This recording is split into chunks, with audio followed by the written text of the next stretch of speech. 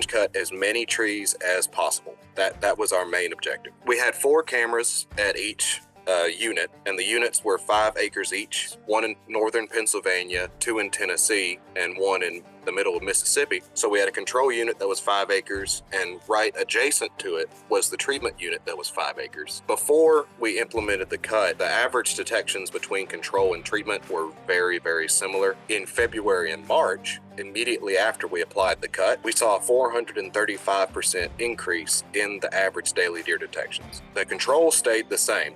Control just did not have much use, but immediately after we applied the cut, there was a massive increase in deer detections in these units. Throughout the whole year, predator detections in the control increased about 15 to 20%, but in the treatment unit, predator detections decreased about 25%. Welcome to the Habitat Podcast, the podcast for wildlife habitat management, hunting strategy, and land stewardship. And now, your host, Jared Van Hees.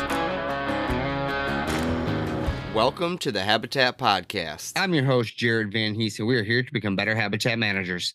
Guys, we have a smoking new episode for you here today. We have Mr. Thomas Rovery from the University of Tennessee Knoxville, one of Dr. Craig Harper's partners in crime, going over hinge cutting, creating deer bedding, and the proof that it works. Guys, this is an awesome podcast. There's an article in the show notes that the NDA released about 2 weeks ago or so with data showing how hinge cutting does really well. Hinge cutting is a very polarizing term, as you guys all know.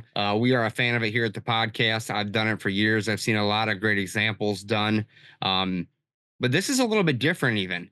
This is not as big of a mess, which you'll hear in the podcast, which is really cool. And I learned a lot from this podcast. So I want to thank Thomas for coming on.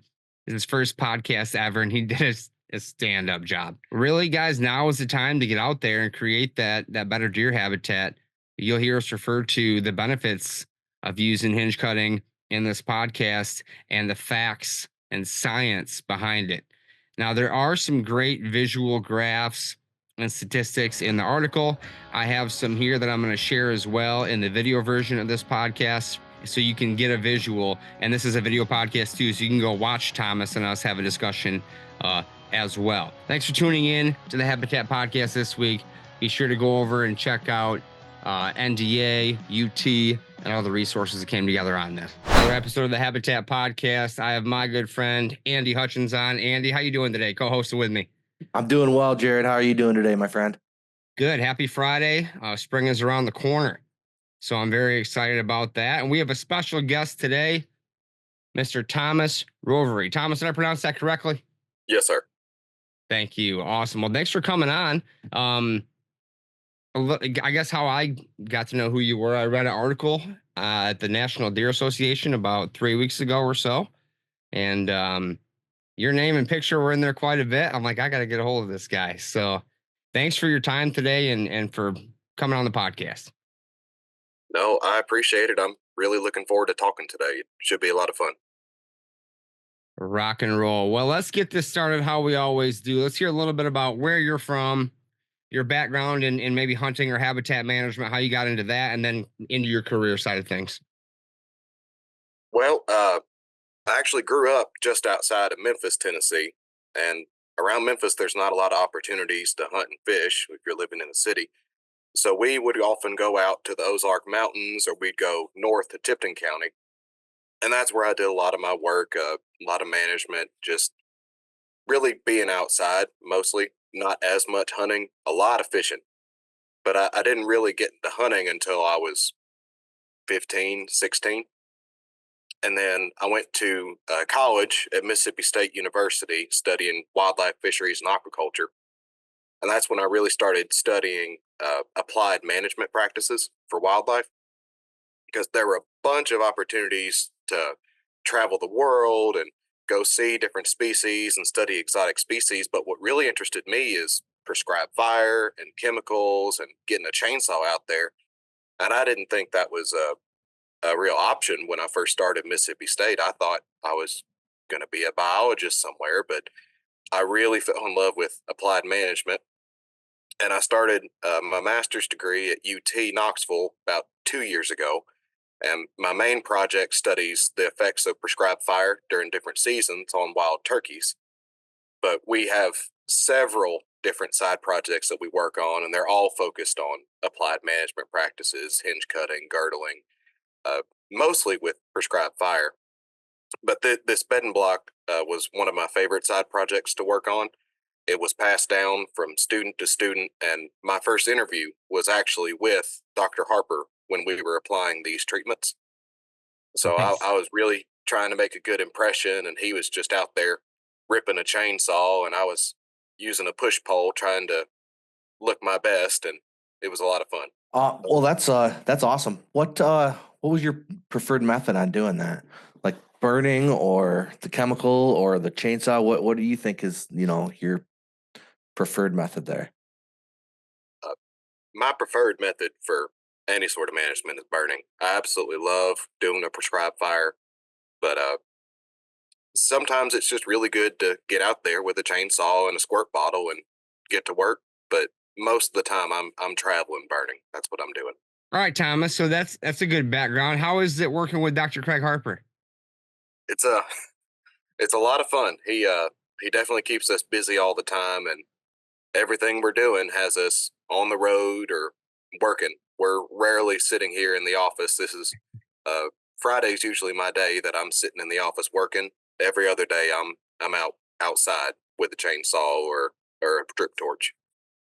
Okay. That's actually pretty cool. I mean, he was on here episode 45 many years ago, and it's been one of our best episodes, best videos on YouTube. Um, just the way he explains things in, a professor type manner. Just really easy to grasp. And some of the stuff that I've been following that you're doing recently is also very exciting and easy to grasp for guys like me who've been doing this stuff for a little while here. What's your most popular activity that you do? I know habitat season changes and you do different techniques and applications, but what's your favorite? That's hard to say because we're usually bouncing around from thing to thing. I think my favorite is the turn right from when we go from our late growing season burns into our dormant season burns and just watching the difference in intensity of those burns. So, our late growing season for my main project ends in October. So, that's right at the start of deer season. So, I stop burning, have two whole months just to work on data, go hunting a little bit, and enjoy myself. And then we go back out in January through March for the dormant season to start burning. And the intensity is completely different. So I love having a little bit more of a challenge burning in the late growing season. And then we get to the dormant season, and it's a cakewalk. It's so Okay. easy, nice to burn. Is that and why is that? Well, it's usually there's lower humidity. Things are drier. You might have a little bit more wind. Historically, a lot of landowners would just burn in the dormant season and maybe into the early growing season. Right. So that's what the main project is focused on is, well, can we increase the burn window and maybe get landowners to burn more in June and July or August through October? Just give them more opportunities to burn instead of just in the dormant season. Okay, that makes sense to me. Um, I'd like to try a little bit of that this year on a piece that I recently had logged this past fall, and the logging roads where they went and got all the main pole pieces are almost like little fire breaks. So I really think it could work out nice, but I've never done it too seriously, so it should be interesting. Yeah, it's a lot of fun when you have a good fire break. Makes a world of difference. Well said. Well said. Well, let's get into the recent article. So I want to kind of just start from the beginning. There's an article on NDA stating about, do bucks use hinge cut bedding areas, bedding blocks, as you guys call them? How did this idea come about? Were you always the one heading up this charge here? Give us the I guess the structure, the background on how it started. So this project and a lot of our other side projects are usually passed from student to student. So like, I'm collecting data on projects that I may never write up or do anything on. And Hmm. the students in front of me, Mark Turner, who's now at Oklahoma State University, Jake Bones, working for a private landowner, Spencer Marshall, working for the Rough Grouse Society, they all laid the foundation for all the data that I collected and all the analysis I did. So I'd be remiss to not mention them at all. They did a lot of the heavy lifting. But the idea for the project was that a lot of people know about hinge cutting. A lot of people want to kind of make these bedding blocks on their property, but it's never been investigated. We just assume that it works, and anecdotally we knew it worked, but we didn't know how well it worked. We didn't know why it might have worked. So in 2022, we found, this was before I came on, they found 4 sites, one in northern Pennsylvania, 2 in Tennessee, and 1 in the middle of Mississippi. Found sites that had pretty even distribution of hardwood trees for overstory and a few good mid-story trees that they could hinge cut. And we tried to investigate, does this actually work? So we started cutting in 2023 after taking our baseline vegetation data in September of 2022. And after we implemented the cut, we had cameras placed in 2022 that ran all the way through 2023 and are still running today. But we want to get a baseline of vegetation data and a baseline of how many deer we're seeing in these units before and after we implement the cut. Because we know it works, we've heard it works, but now we can actually get out there and test and provide numbers and figures and statistics to see how it works. I like that. And you might as well be talking about politics when it comes to hinge cutting within the habitat world, right? I mean, I still talk to different people every day. Some people hate it, some people love it. There's not many that I talk to that are really, it's a good tool. There's probably a good section of that, but literally people are pretty polarizing on this topic. Um, was that of any consideration going into this? Should we not dive into this? Should we? That's why we should dive into this. I think that's absolutely why we should dive into this. Uh, my understanding when I first started working on the project was that it worked, and my bubble didn't really include people that didn't think it didn't work. So when this article came out and at the meeting it was presented at Deer Study Group, uh, that's when a lot more questions came up about, do you really think this works? Or why are you cutting trees? Or you're just the devil in disguise? Just really very political, very polarizing views that I was not expecting. So I think it's very important to get this data out there to show this works. It's not just some random project that we came up with. This is really an effective management tool that can directly aid our hunters and our landowners. So at that deer study group, what were their opinions? The general consensus, was it still polarizing there, or was that more the people in your camp or your bubble, where people kind of knew it worked? We just didn't have the hard data yet. Most everybody at the deer study group enjoyed hinge cutting. They don't think it's a bad idea. They don't think I'm killing the environment by cutting trees and spraying herbicide. There are a few exceptions, and that's usually true for any group.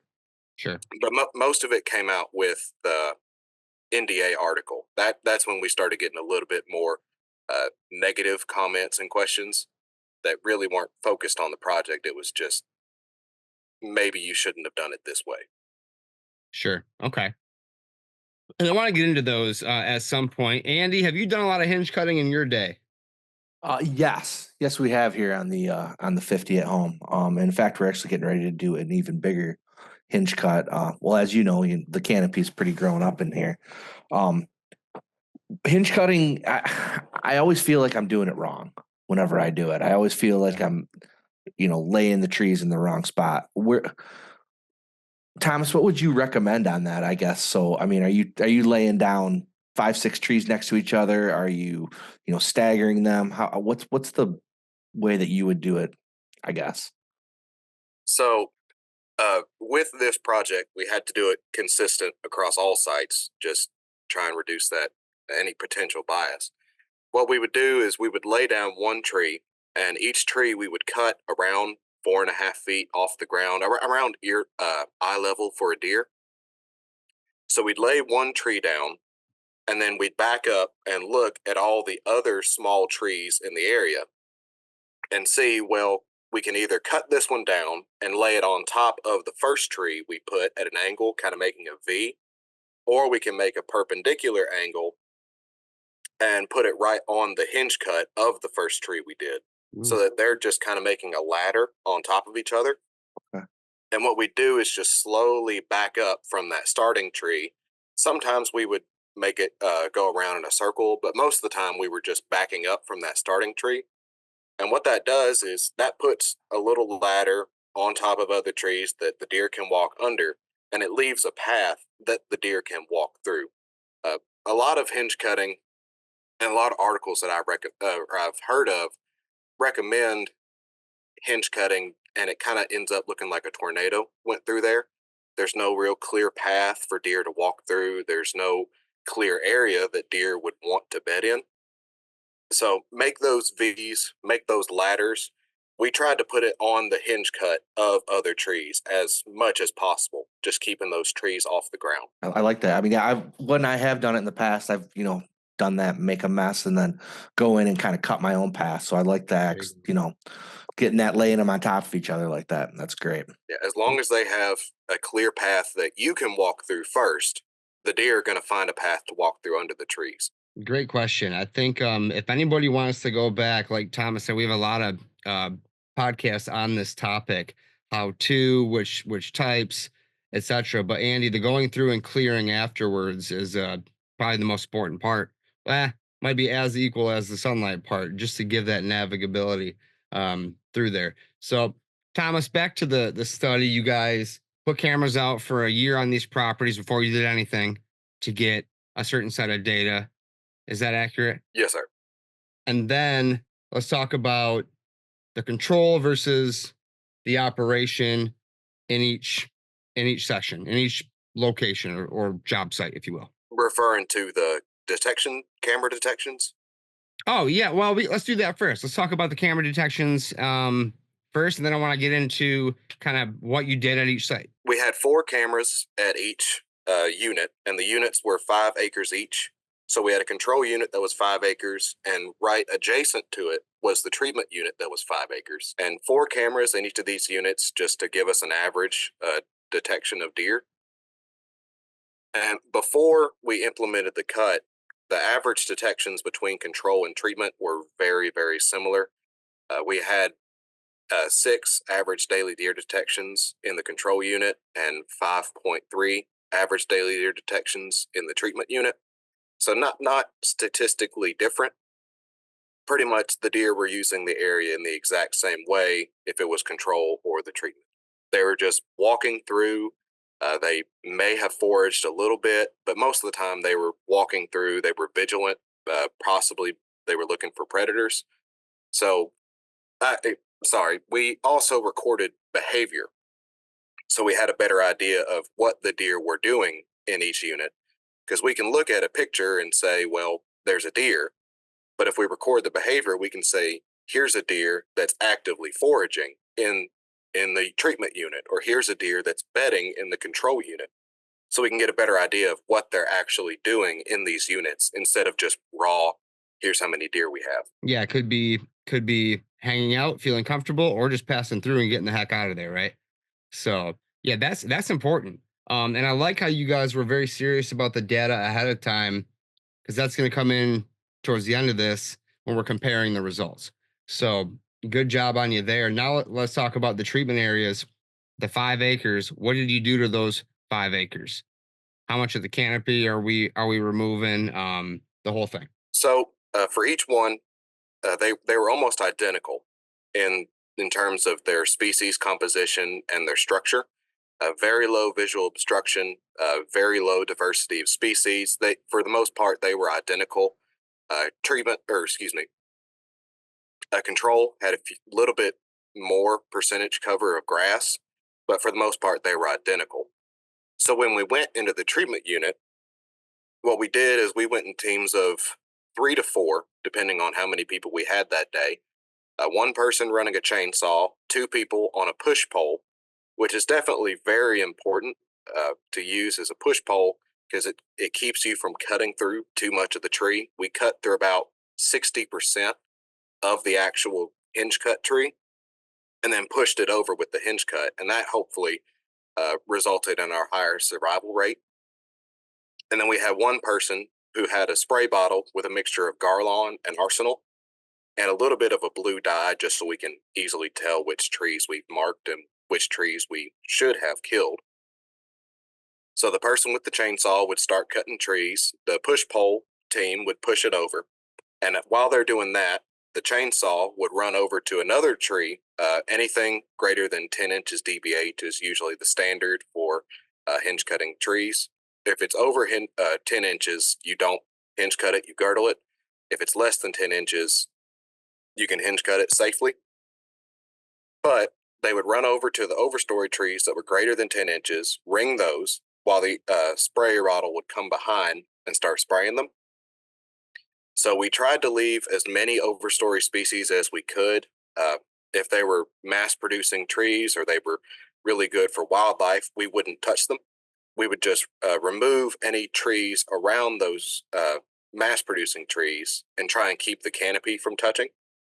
We were aiming for at least 50% sunlight.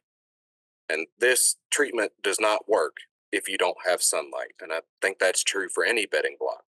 So at least 50% sunlight, try and remove the crown competition from your dominant mass-producing trees. Kill any undesirable species that are not good for wildlife. Your tulip poplars, just get rid of them. Your sweet gums, if they are mature, don't offer much wildlife value, especially for deer. Get rid of them. But your hinge cut trees, you want to push over trees that can bend pretty easily. And in fact, I think yesterday there was an article from NDA where Dr. Harper discussed which trees would be good to hinge cut, which trees would be good just to stump, sprout, and spray. So we went for more hickories, we went for oaks, we went for sweet gums, anything that we could bend over and we knew that it would survive. That's what we tried to hinge cut. If it was a species that was smaller than 10 inches DBH that likely wasn't going to survive the hinge cut treatment, we would either hack and squirt or we would just cut it down and leave it on the ground. This was some of your black cherries. We did hinge cut some maples. We did just completely remove other maples. So it really is up to your discretion what species you want to cut and which species you want to leave. And that guide is very, very helpful for if I should hinge cut this tree, if it's going to come back, if it's going to resprout and going to provide extra cover or potentially very nutritious young stems for wildlife. So I highly recommend that article.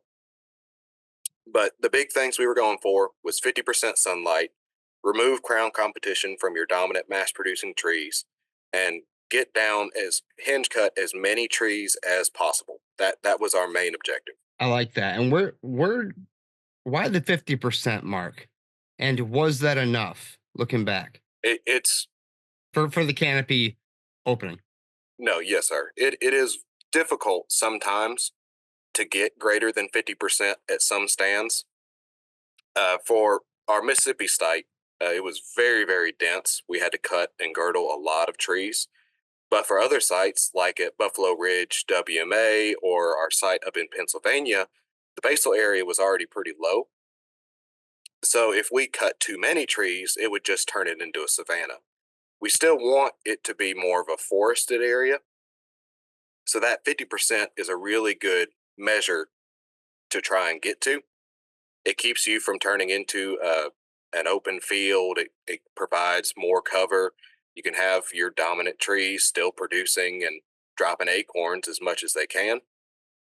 But 50% is usually the minimum when it comes to enough sunlight for your bedding blocks. That would be the minimum. Anything greater would work, but you don't want to cut down every single tree you have out there. No, thanks for that. I learned something there. I think, like you said, the minimum is key, but that's a good tip for somebody who's going out there and trying this to at least try to get 50. You might think you have 50, and it's probably harder to get to than most people think. I think a lot of hinge cutting isn't successful, like you mentioned, because there's still shade up there. And for a hinge cut to live, it has to have sunlight.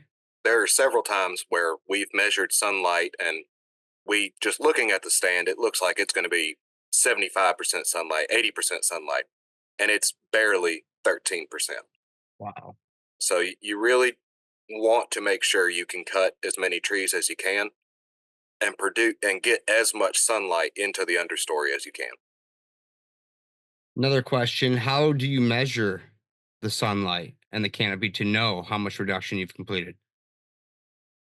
There are different methods, and there are methods that are definitely more economically feasible than this.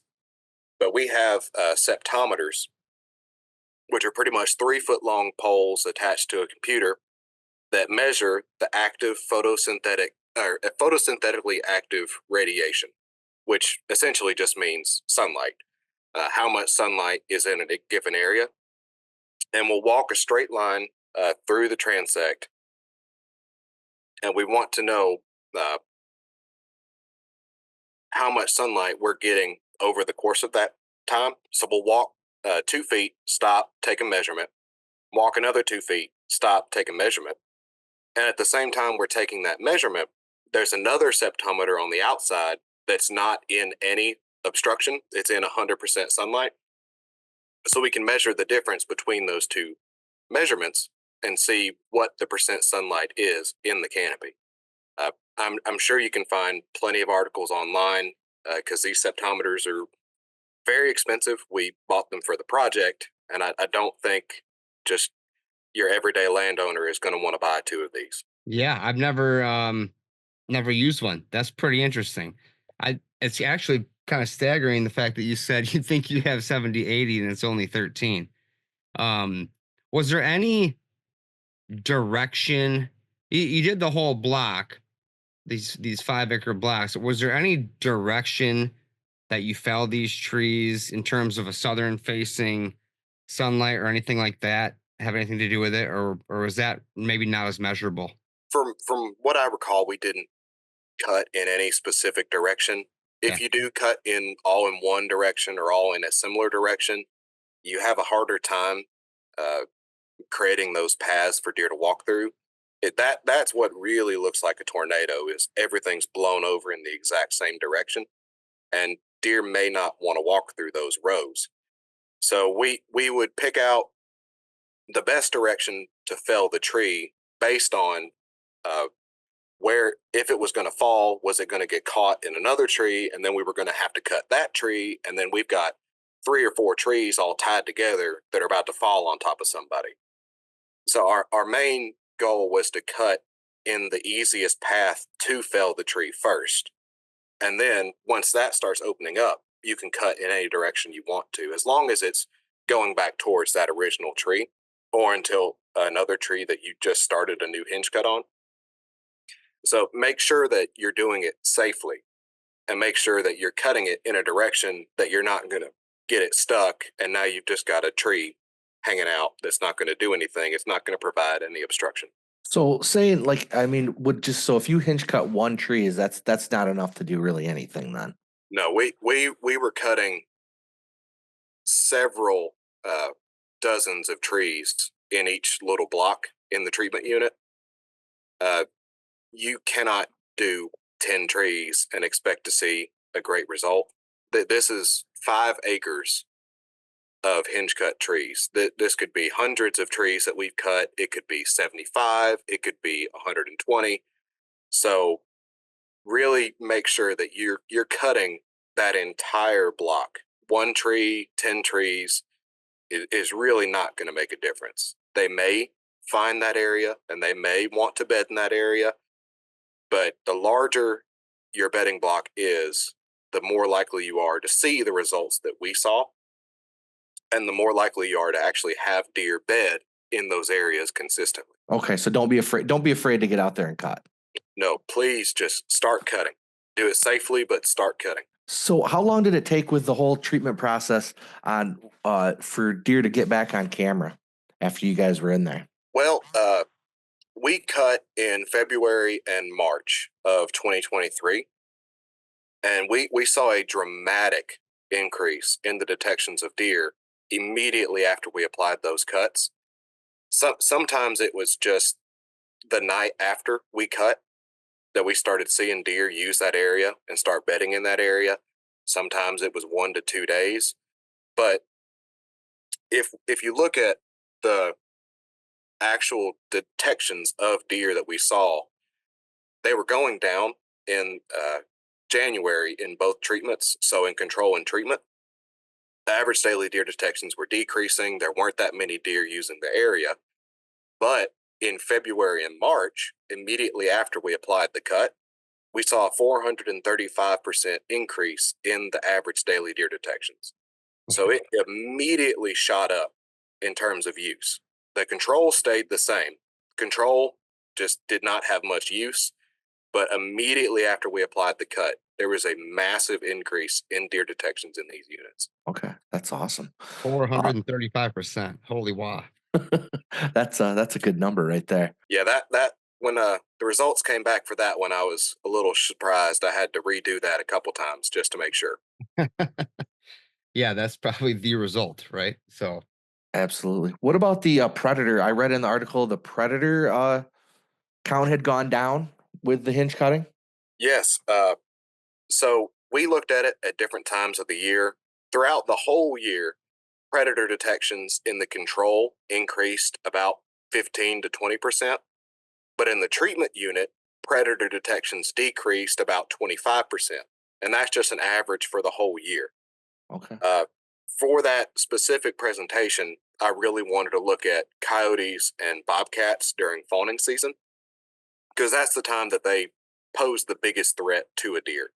Is when your fawns are new on the ground, they're very, very young. That's the time that they pose the biggest threat. So the control had a 21% increase in predator detections, coyote and bobcat, but they had a 41% decrease in the treatment unit. So they're not using these hinge cut areas and there's greater visual obstruction. So more does and more fawns are using this area and there's less predators in the hinge cut treatment.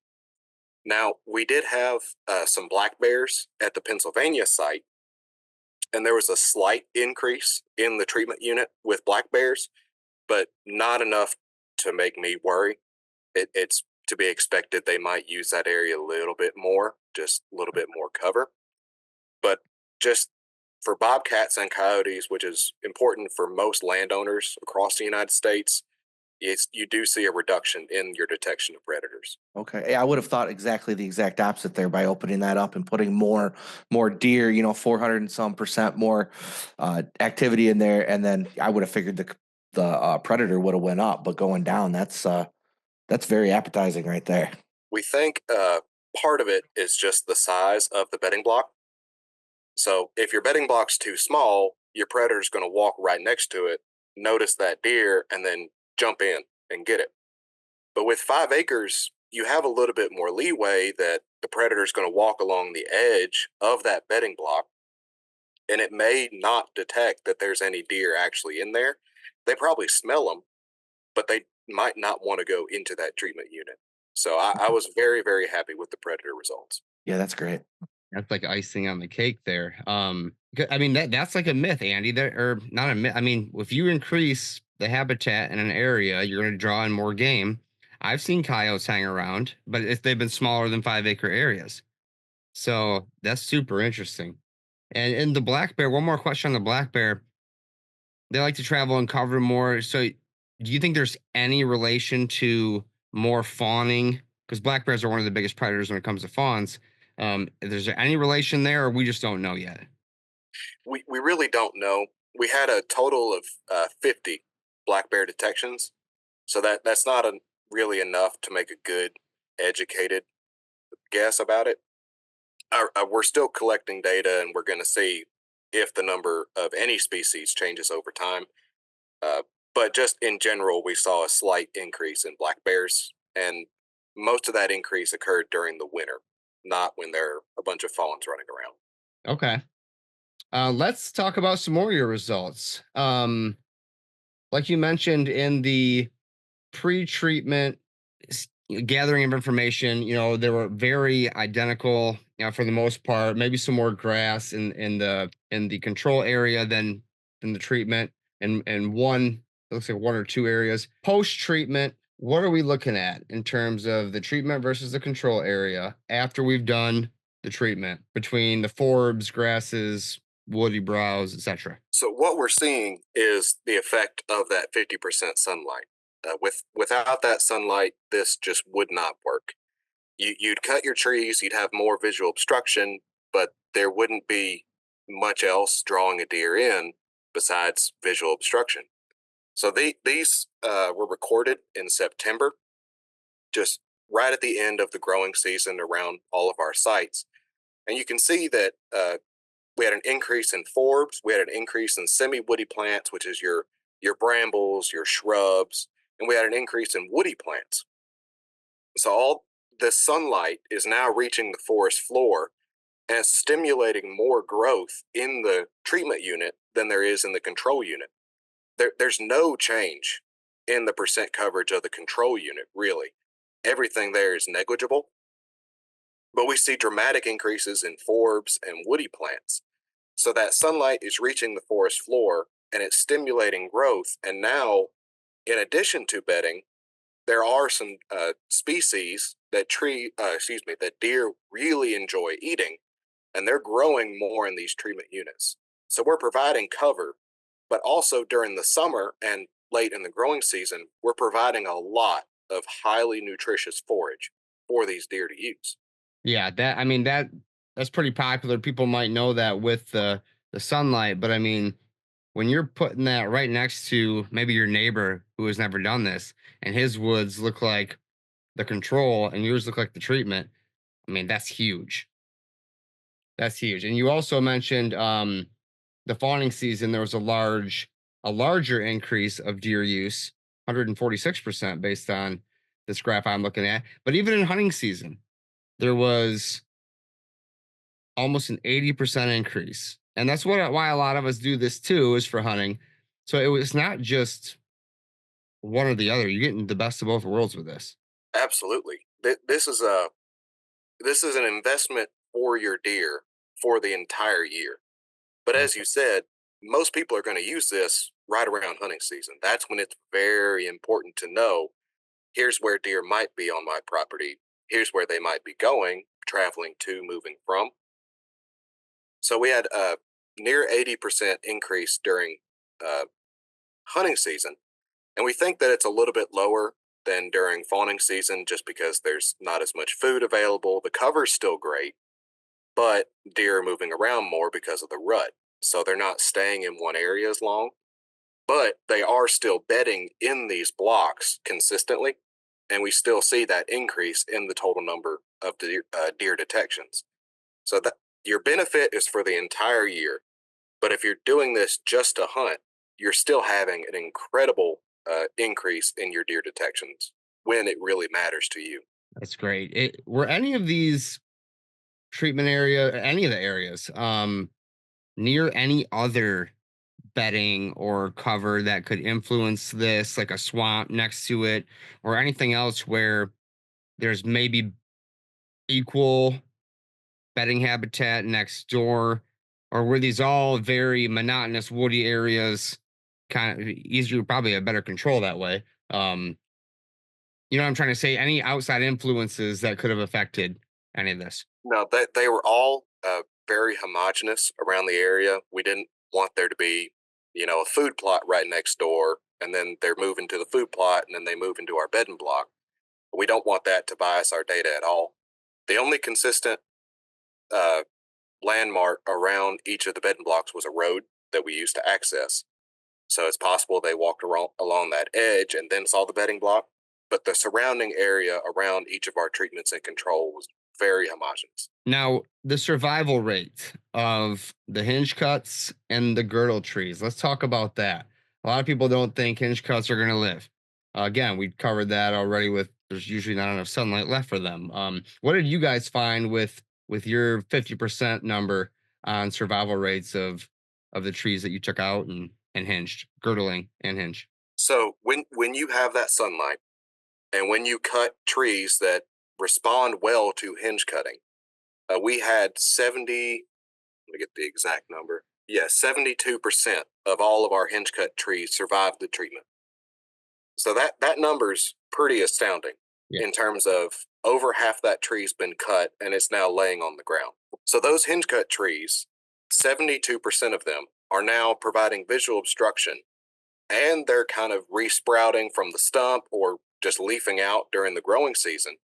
So that increases your visual obstruction even further. It can provide some highly nutritious young stems that some deer sometimes like to use. But that combination of sunlight and cutting those desired species really increases your survival, and it honestly makes the benefit of hinge cutting tenfold. Because if you're just cutting and the tree dies, yeah, you've got visual obstruction, but that tree's just going to rot away and fall on the ground, and then you got to go and clean it up more. That 72% survival really keeps your stand alive and lets you do more management with it later on down the road. What we can do is 1 to 2 years after that treatment, those stems are now resprouting from the hinge cut tree, and we can actually hinge cut those same stems. So we're hinge cutting an already hinge cut tree, and we're increasing that visual obstruction, making things a little bit cleaner.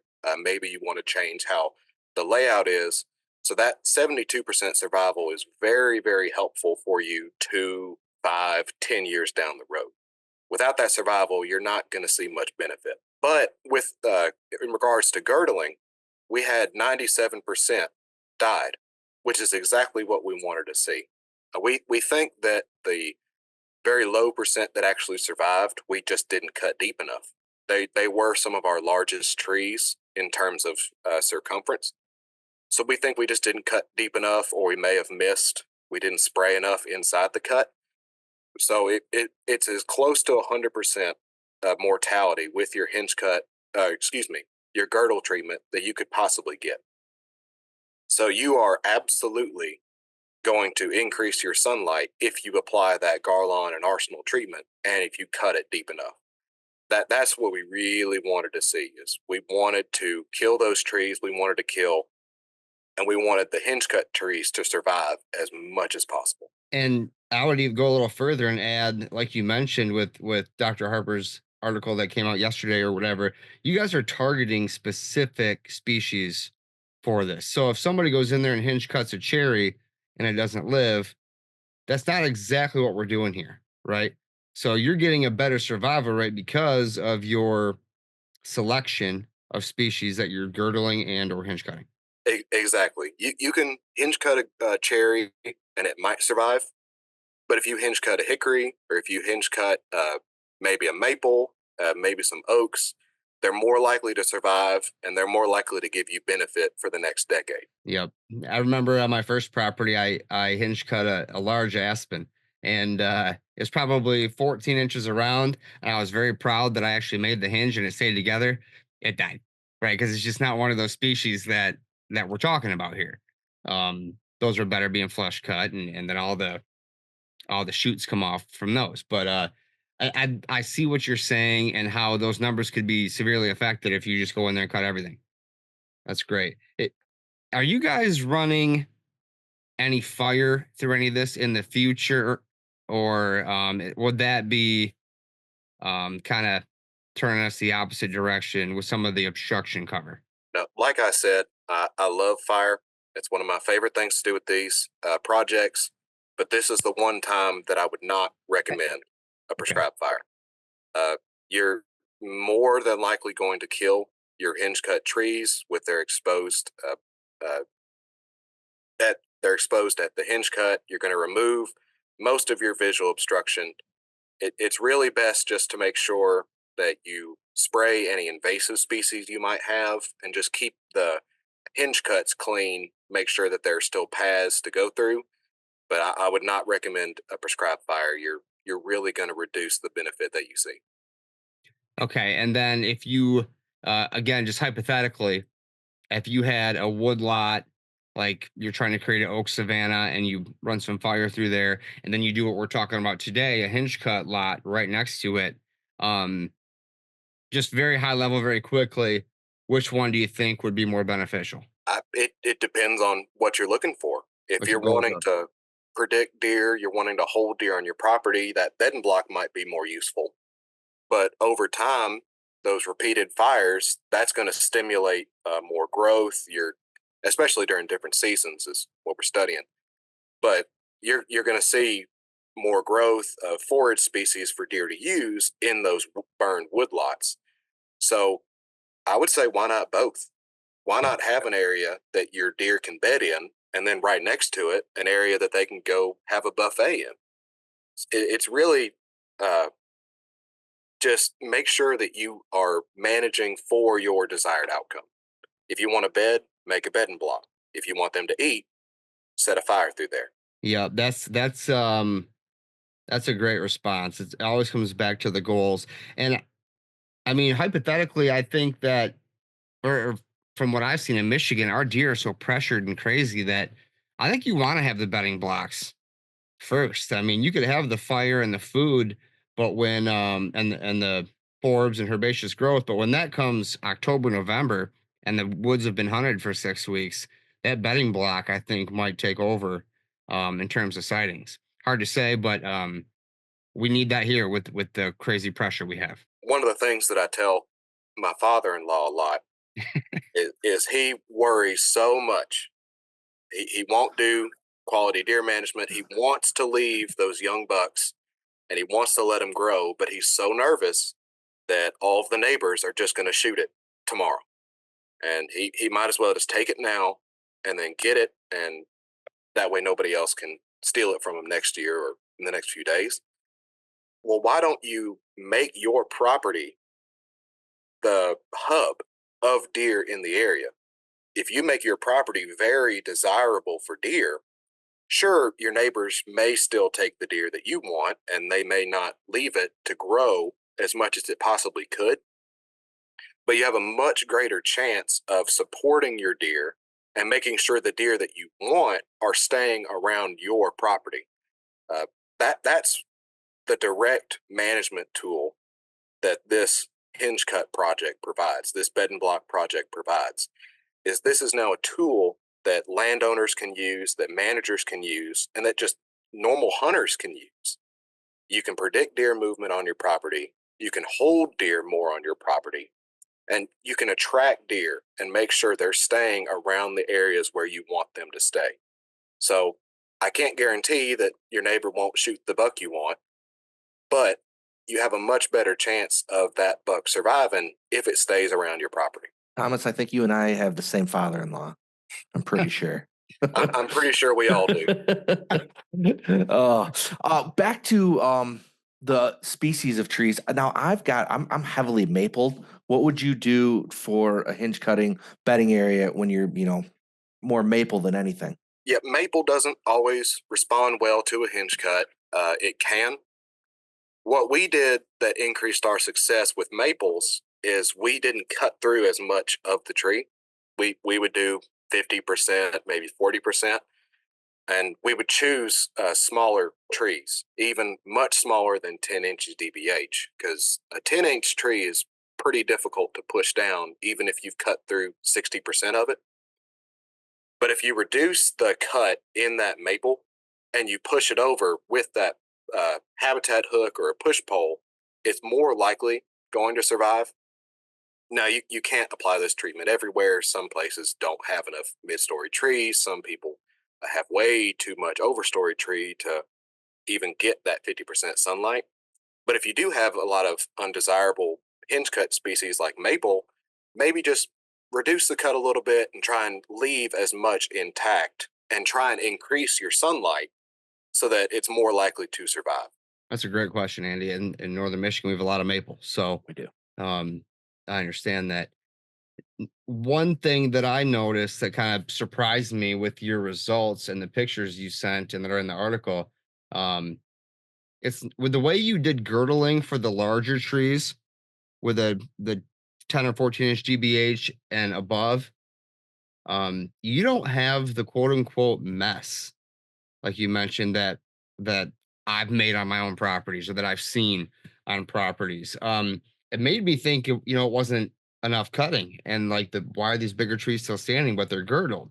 Um, I mean, we all know how much time it takes to cut up and buck out a 14-inch maple tree.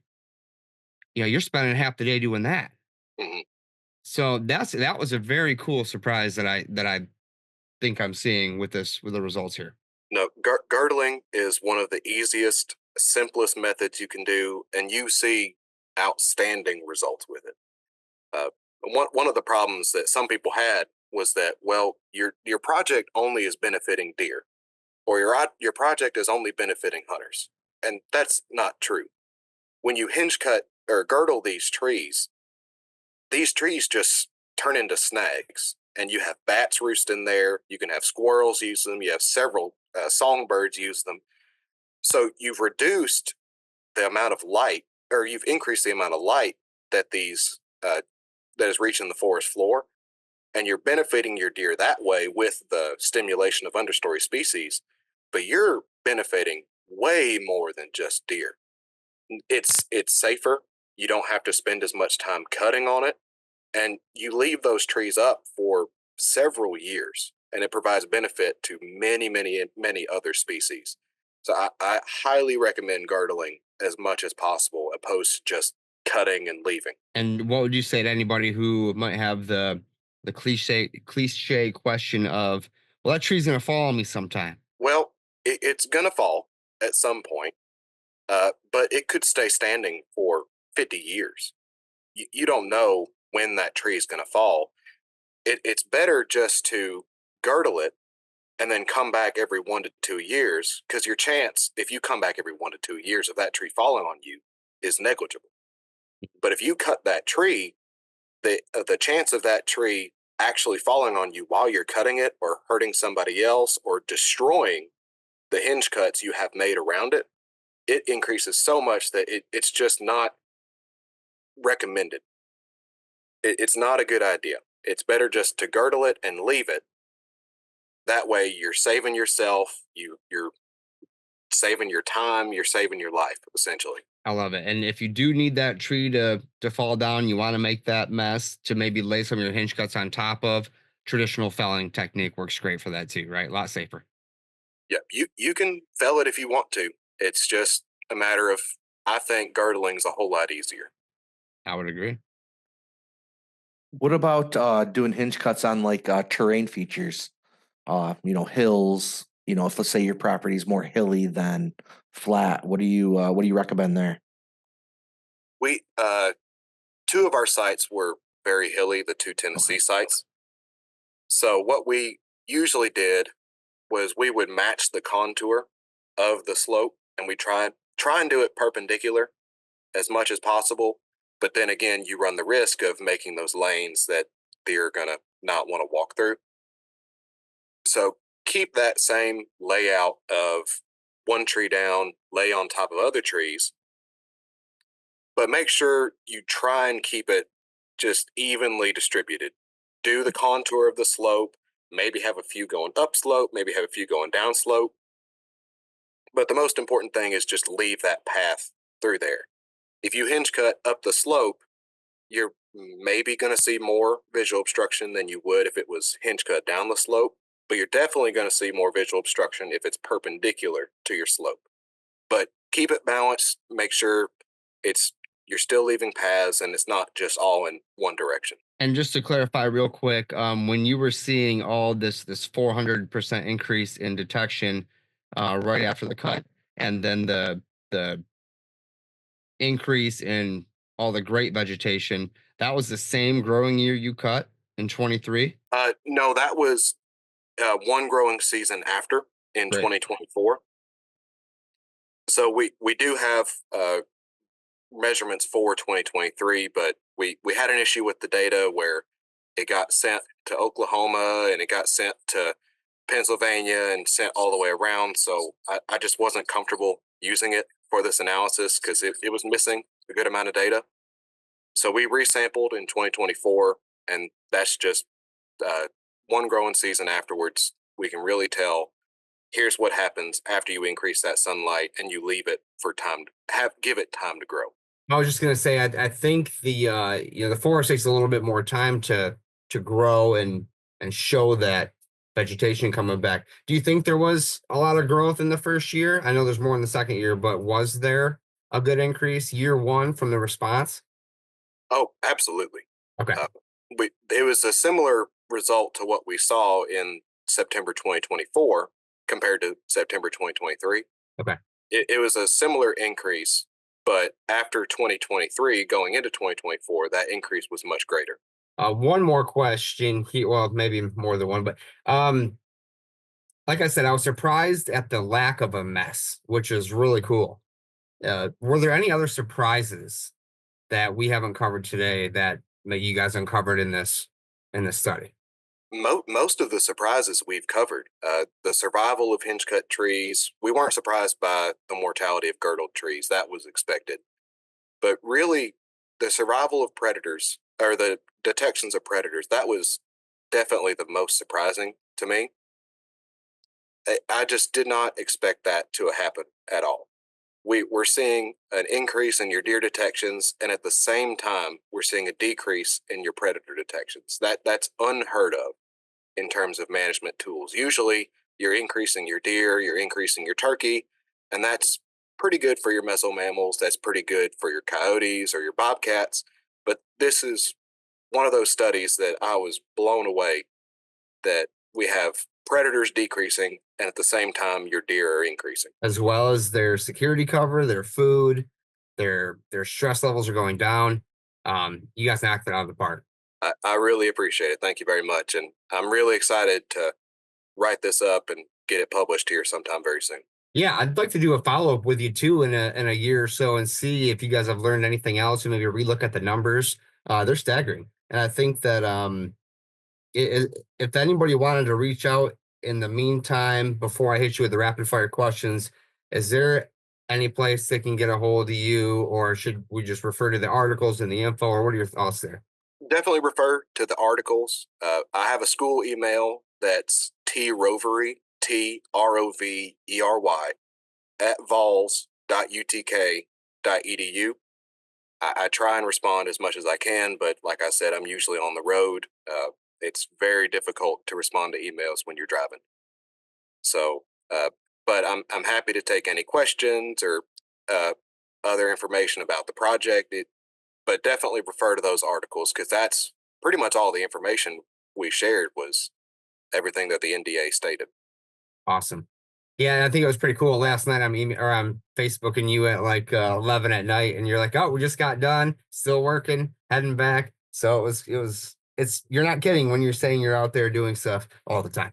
Now, we were burning south of Meridian yesterday, burning south of Tuscaloosa Wednesday, burning north of Knoxville Tuesday, and then I'll be back to South Carolina start of next week. Wow, awesome. Andy, anything else from you before I hit him with a rapid fire, and we'll let Thomas get back to his busy day here. No, I think we're ready for that rapid fire.